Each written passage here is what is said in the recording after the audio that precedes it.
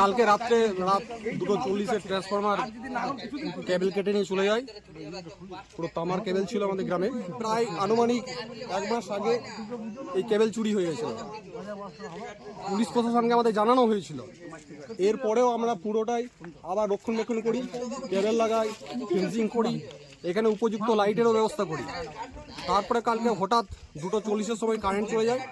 আমাদেরই গ্রামেরই ছেলেরা রাত্রে উঠে যাওয়ার পরে সঙ্গে সঙ্গে আমরা এখানে চলে আসি। গ্রাম থেকে প্রায় 50 থেকে 100 জন এখানে উপস্থিত হই।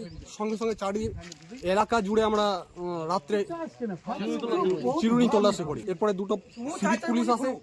প্রায় 1 ঘন্টা পর কেলাফারির কোনো অফিসার আমাদের এইখানকে এসে উপস্থিত হয়।